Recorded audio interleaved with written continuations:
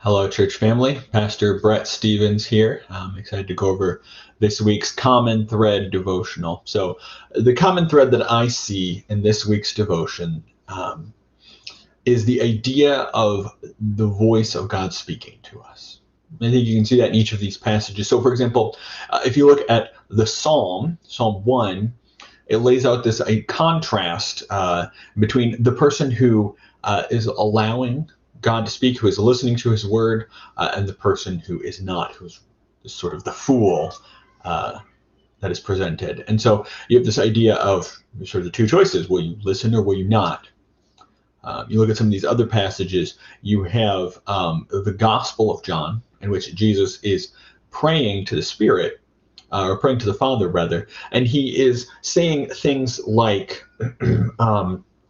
all of those whom you have given me, I have kept, and none of them have been lost. I'm praying for these people who will come to believe because of the people who now follow and trust us and the message that they preach. And so again, there's this idea of sort of that Jesus is in tune with the Father, with his words, with what he wants, and that he is passing those on. He says, what I received from you, I give to them, and we all share together, and the glory will be yours. And so there is this idea of him receiving and then sharing, and then them sharing, and then it shares on and on from there. But again, contained in that is the idea of a message that is shared.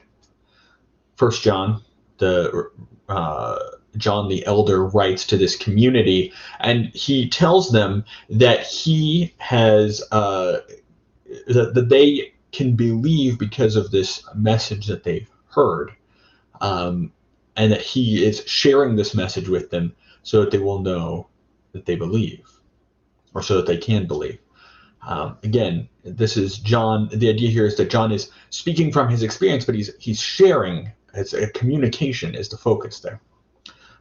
And finally, in the book of Acts, they all get together, and Peter says, the Spirit clearly says, and then goes on to quote scripture to explain how the Spirit has spoken and how he's listening to the Spirit.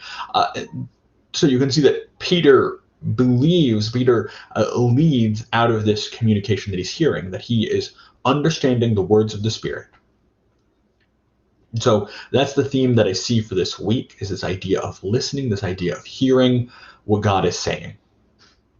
And this is one that is perpetually relevant because we live in a world in which there is so much noise.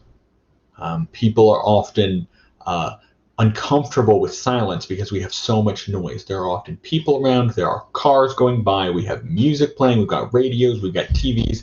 We can always have noise. And it's easy to have our lives so full of noise that we're not really listening, where there's no time where we sit and reflect and pause and engage with the Spirit without something else distracting us. And so it is a perpetual problem for the people of God to be able to hear the voice of God.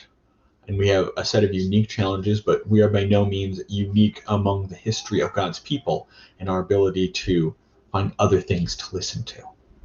And so this is a perpetually relevant call to listen to the voice of God.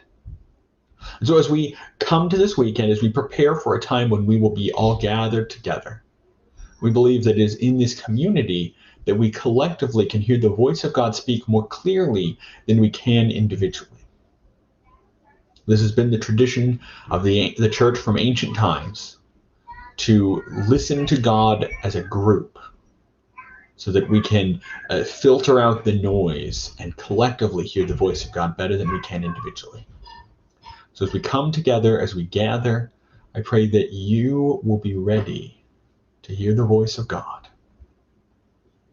that there will be a time for silence, a time for listening, a time of peace, and that you can find some rest in the midst of all of the things that are calling for your attention in life. So you can rest and hear the voice of God. I hope you have a wonderful and blessed weekend.